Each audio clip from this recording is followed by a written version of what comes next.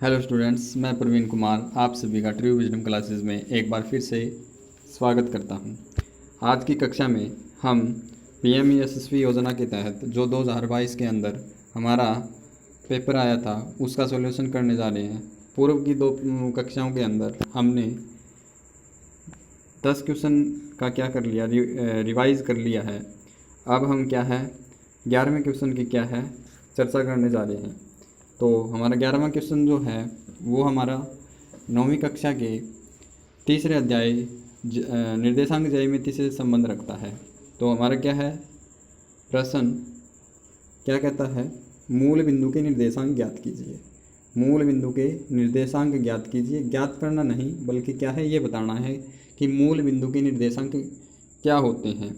मूल बिंदु पर निर्देशांक मीन्स एक्स निर्देशांक क्या होता है, वाई निर्देशांक क्या होता है। तो मूल बिंदु पर हमारे जो निर्देशांक होते हैं, मूल बिंदु होता क्या है हमारे को पहले बात तो ये चर्चा करते हैं। तो हमारा एक होता है वाई अक्ष और एक होता है हमारा एक्स अक्ष। तो एक्स अक्ष और वाई अक्ष का जो यानी कि क्या है उभयनिष्ठ जो बिंदु होता है, उस उभयनिष्ठ बिंदु को, उस साझे बिंदु को हम क्या कहते हैं, मूल बिंदु कहते हैं। तो हमारे को ये प्रश्न बन सकता है कि एक्स अक्ष और वाई अक्ष का उभयनिष्ठ बिंदु को हम अन्य किस नाम से यानी कि क्या है जानते हैं। तो हम ये कहेंगे उसको मूल बिंदु से जानते हैं। ये अगर प्रश्न कर दे कि मूल बिंदु पर बढ़ने वाले यानी कि कोण की क्या है संख्यात्मक मान क्या होता है, तो हम कहेंगे 360 का होता है। पर एक बात और अगर चर्चा करें हम, तो ये जो यानी कि क्या है अक्ष है हमारा एक्स अक्ष और वाई अक्ष, तो ये तल को कितने भागों में विभाजित करता है। तो तल को कितने भागों में विभाजित करता है, 4 भागों में विभाजित करता है। तो चारों के अगर नाम पूछने लग जाए तो वो क्या कहेगा, इसको क्या कहेंगे प्रथम चतुर्थांश, इसको द्वितीय चतुर्थांश, इसमें क्या है तृतीय चतुर्थांश, और ये क्या है हमारा चतुर्थ चतुर्थांश होगा।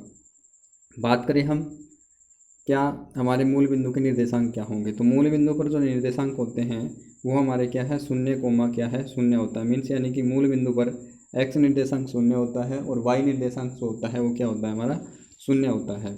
तो हमारा जो यानी कि इस प्रश्न का जो यानी कि क्या है उत्तर जो रहने वाला है वो हमारा तीसरा यानी कि विकल्प रहने वाला है, जिसके अंदर हमारा क्या है शून्य कोमा शून्य है। अगर बात हम क्या है पहले विकल्प की अगर बात करें तो हमारे 5 कोमा क्या है शून्य है। तो 5 कोमा शून्य जो यानी कि क्या है हमारे अगर प्रश्न कर दे कि ये कौन सा चतुर्थांश में आएगा, तो हम इस पहले विकल्प को ये कहेंगे कि ये हमारा क्या है किसी भी चतुर्थांश में यानी कि क्या है अवस्थित नहीं होगा। इसकी जो स्थिति है वो क्या है हमारे ना तो पहले चतुर्थांश में होगी, ना हमारे दूसरे चतुर्थांश में होगी, ना हमारे तीसरे चतुर्थांश में होने वाली, और ना हमारी क्या है चौथे चतुर्थांश में। तो हम प्रश्न करने लग जाए वो कि क्या है कौन से चतुर्थांश में, तो हम कहेंगे नकार देंगे कि ये किसी भी चतुर्थांश में नहीं होने वाला। तो होगा कहाँ पे, तो हम ये कहेंगे जब भी क्या है एक निर्देशांक क्या रहे शून्य रहे संख्यात्मक मान, तो हम ये कहेंगे कि वो क्या है किसी न किसी अक्ष पे स्थित होगा। तो यहाँ पे 5 कोमा शून्य है, तो 5 कोमा शून्य जो रहने वाला है यहाँ पे एक्स निर्देशांक 5 है और जो वाई निर्देशांक है वो क्या है शून्य है। इसका मतलब ये जो यानी कि क्या है बिंदु जो रहने वाला है वो हमारा क्या है एक्स अक्ष पे रहेगा। जो हमारा क्या है एक्स अक्ष पर भी क्या है धनात्मक एक्स अक्ष पे रहेगा। तो धनात्मक एक्स अक्ष हमारा क्या है इस तरफ होता है। तो यहाँ पे ये जो यानी कि बिंदु रहने वाला है ये हमारा क्या है यहाँ पे यानी कि होगा। बात करें हम 0,1 की, तो ये कौन से चतुर्थांश में होगा, तो हम वही बात है बिल्कुल यानी कि दोहरान कर दें इसी बात का कि ये भी किसी चतुर्थांश में नहीं होने वाला। तो ये कहाँ पे होगा, ये हमारा क्या है वाई अक्ष पे यानी कि रहने वाला है, और वाई अक्ष पर भी क्या धनात्मक वाई अक्ष पर, और ये कहाँ पे रहेगा हमारा इधर यानी कि रहने वाला है। तो इसका यानी कि हमारा क्या है 0, यहाँ पे हो जाएगा। तीसरा विकल्प में 0,0 जो हमारा किसकी बात करता है मूल बिंदु की बात करता है। 1,1 जो है वो हमारा कहाँ पे रहेगा प्रथम चतुर्थांश में रहेगा। तो हमारा यानी कि क्या है ये प्रश्न का जवाब हमारे को मिल चुका है कि तीसरा विकल्प जो है इस प्रश्न का क्या है रहने वाला है। बात करें हम नेक्स्ट क्वेश्चन की, तो नेक्स्ट क्वेश्चन के अंदर हमारे को क्या 12वां क्वेश्चन यानी कि मिलने जा रहा है, मिल गया है हमारे को। तो वो उसमें क्या क्या क्या रखा है या क्या ज्ञात करने के लिए कहता है ये कहता है निम्नलिखित मीन्स यानी कि हमारे को क्या है 4 विकल्प हमारे को दिए हुए हैं। एक विकल्प में 1726 है या 1726 कहेंगे, दूसरे विकल्प में 596 है, तीसरे विकल्प में 6426 है, और चौथे विकल्प में क्या है 11356 है।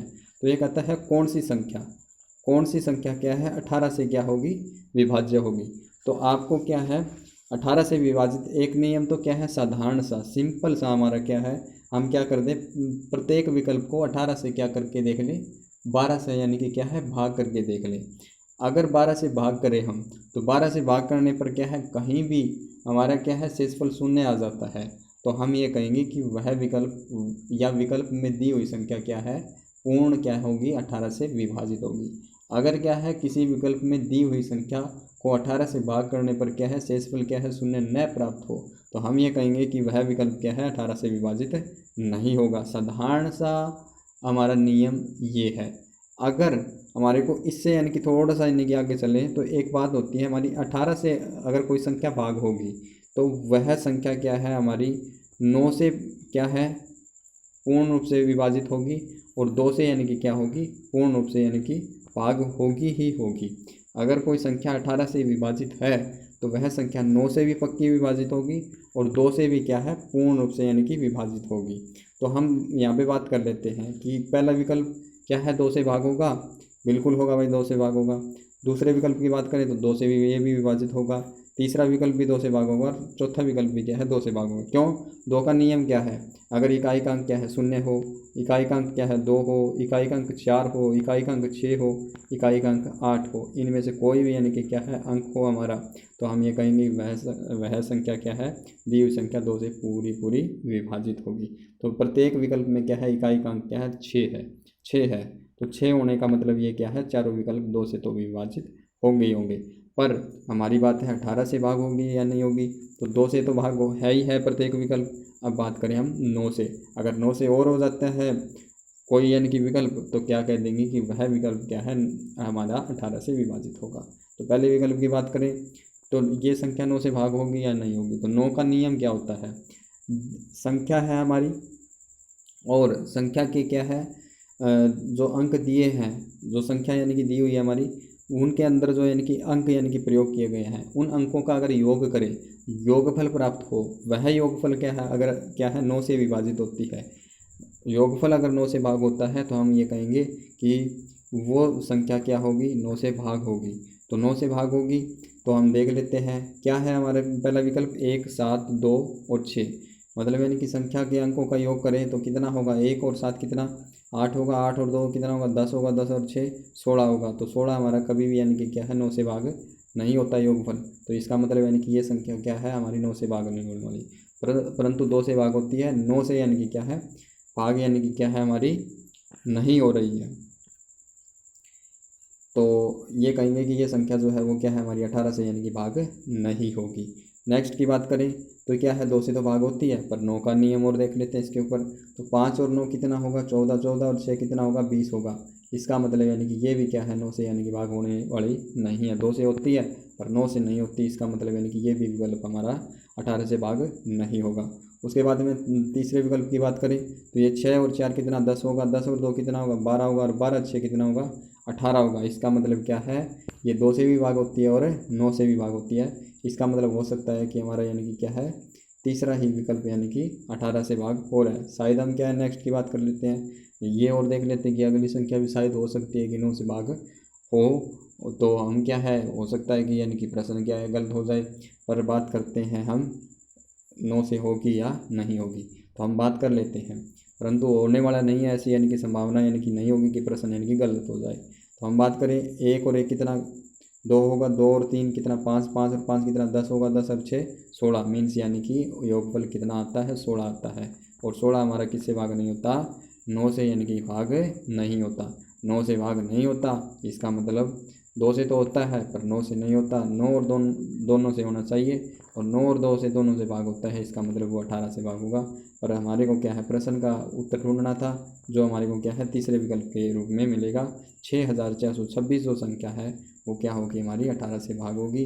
क्यों होगी, क्योंकि ये दी हुई संख्या तीसरा जो विकल्प है वो 2 से भी भाग होता है और 9 से भी भाग होता है, 2 और 9 से भाग होता है। इसका मतलब यानी कि दी हुई संख्या क्या होगी 18 से भाग होगी।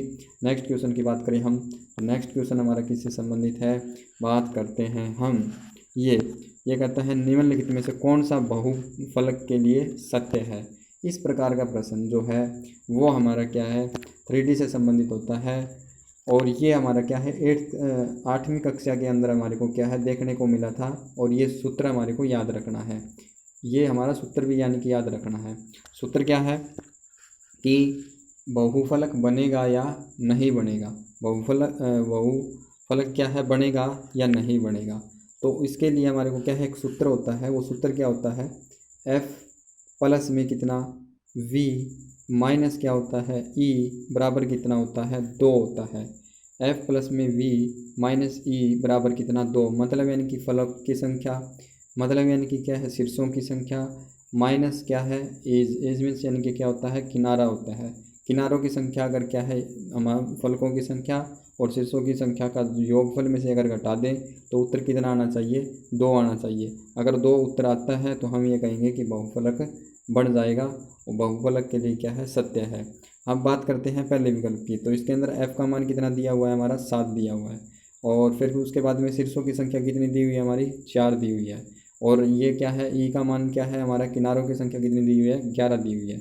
अगर क्या है हम फलक की संख्या कितनी 7 और क्या है 4, 7 और 4 को क्या करते हैं जोड़ते हैं, तो इनका योगफल कितना प्राप्त होता है, 11 प्राप्त होता है। अब 11 में से क्या है हमारा ई का मान कितना दे रखा है, 11 दे रखा है, तो इसका यानी कि योगफल कितना है 11, 11 में से 11 घटाएंगे तो आना चाहिए कितना उत्तर, 2 आना चाहिए। पर हमारा क्या है यहाँ पे उत्तर कितना प्राप्त होगा, 0 प्राप्त होगा। इस कंडीशन में 0 प्राप्त होगा, जो हमारा क्या है इस सूत्र को क्या है हमारे को क्या करता है नकारता है कि भाई यानी कि ये मान जो है ना वो क्या है हमारे सूत्र के लिए सही यानी कि सेट है, यानी कि नहीं बैठते। अगर जिस विकल्प में क्या है दिए हुए मान क्या है इस सूत्र के संदर्भ में यानी कि क्या है उचित बैठते हो, तो वो विकल्प क्या है इस प्रश्न का क्या है उत्तर हो जाएगा। हम बात करें दूसरे विकल्प की, तो दूसरे विकल्प में अगर क्या करते हैं हम 8 फलकों की संख्या 8 है, शीर्षों की संख्या 6 है, 8 और 6 को जोड़ेंगे 14 आएगा। उसके बाद में किनारों की संख्या कितनी 12 है, तो 14 में से 12 घटाएंगे कितना आएगा उत्तर, 2 आएगा। इसका मतलब यानी कि क्या है हमारा दूसरा यानी कि उत्तर होने वाला है। बात कर लेते हैं तीसरे विकल्प की। 8 और फलकों की संख्या 8 ही है, शीर्षों की संख्या 5 है, तो 8 और 5 कितना होता है 13 होता है। 13 में से क्या है 10 घटाएंगे तो कितना आएगा उत्तर, 3 आएगा।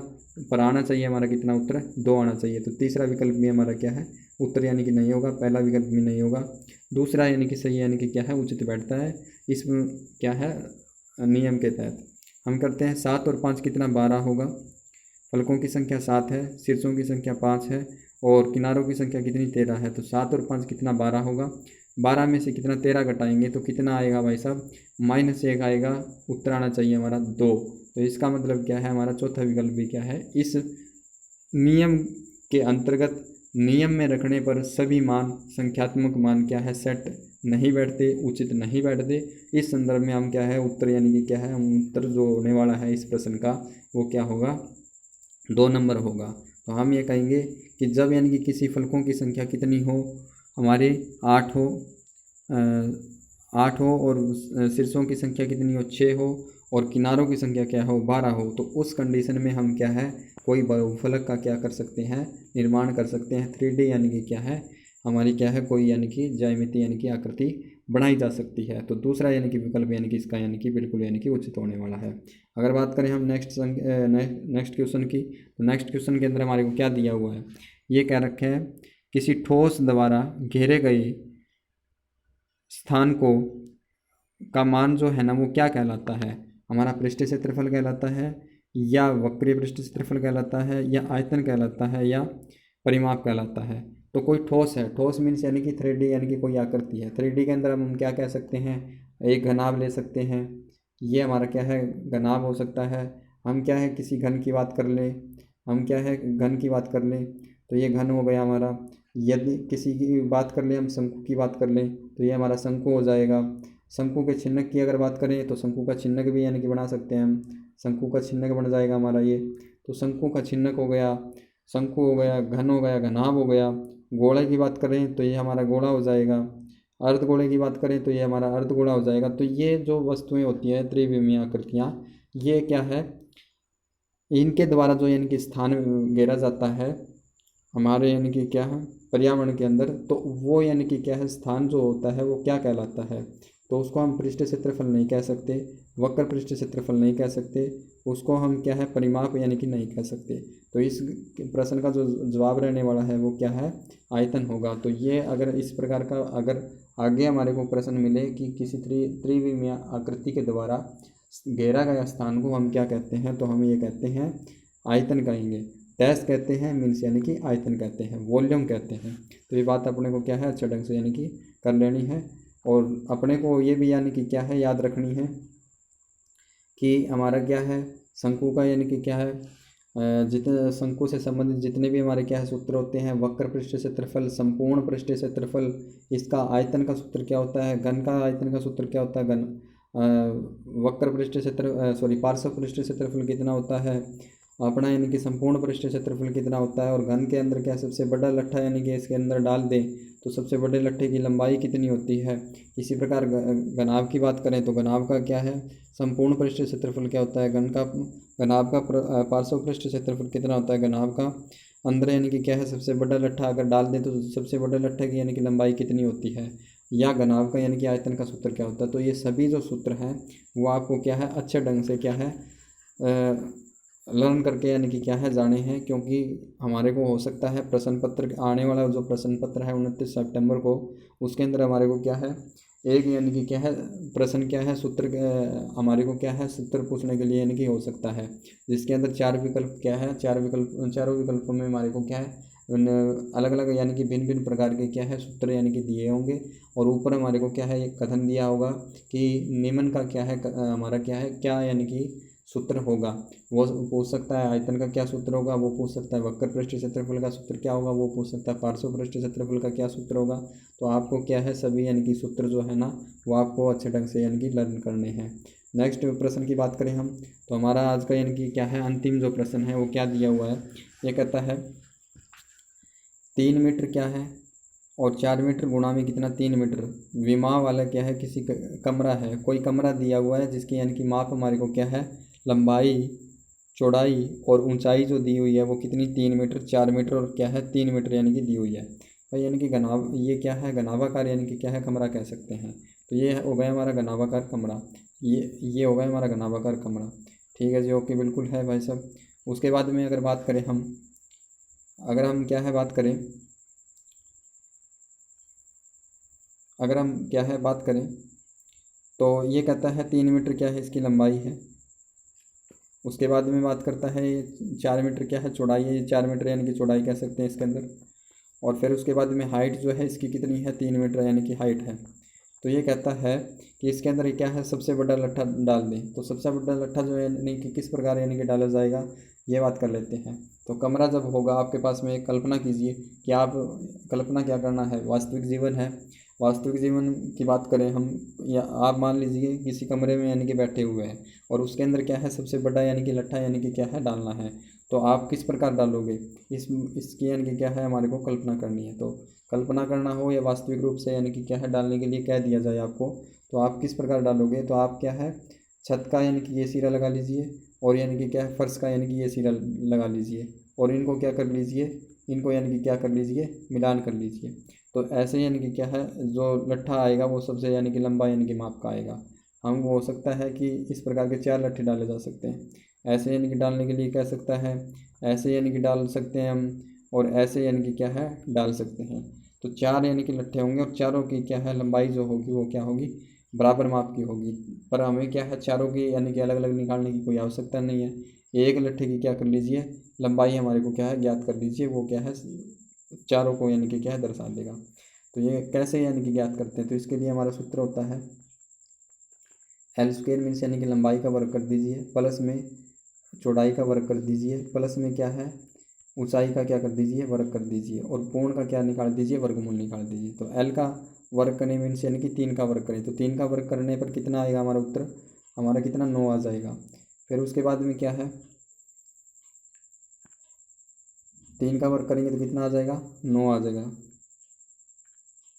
3 का वर्ग करेंगे कितना आ जाएगा 9 आ जाएगा। फिर उसके बाद में क्या है चौड़ाई का वर्ग करें, चौड़ाई कितनी है 4 मीटर है तो 4 का वर्ग करेंगे कितना आएगा 16 आएगा। उसके बाद में 3 का वर्ग करेंगे तो कितना आएगा 9 आएगा। फिर उसका पूर्ण का क्या निकालना है, हमारे को वर्गमूल निकालना है। तो 9 और 16 को जोड़ेंगे 25 आएगा, 25 और 9 को जोड़ेंगे कितना आएगा, 34 आएगा। तो वर्गमूल कितना, 34। 34 का वर्गमूल निकालना क्या है, संभव नहीं है, ये आ जाएगा मीटर। तो इसका क्या है, 34 का हमारा वर्गमूल निकालना संभव नहीं है। तो हम क्या कहेंगे, क्या 10 मीटर होगा, नहीं होगा। 36 मीटर होगा, नहीं होगा। 34 मीटर होगा, नहीं होगा। वर्गमूल 34 मीटर होगा। तो जो यानी कि क्या है, चौथे विकल्प में हमारे को देखने को मिल रहा है। तो आज की कक्षा हमारी यानी कि इसी प्रश्न के साथ में क्या होती है, समाप्त होती है। आपको यानी कि वीडियो अगर अच्छी लगी हो, आज की कक्षा अच्छी लगी हो, तो आप इस वीडियो को क्या है, लाइक कीजिए, कमेंट कीजिए एंड शेयर कीजिए। धन्यवाद।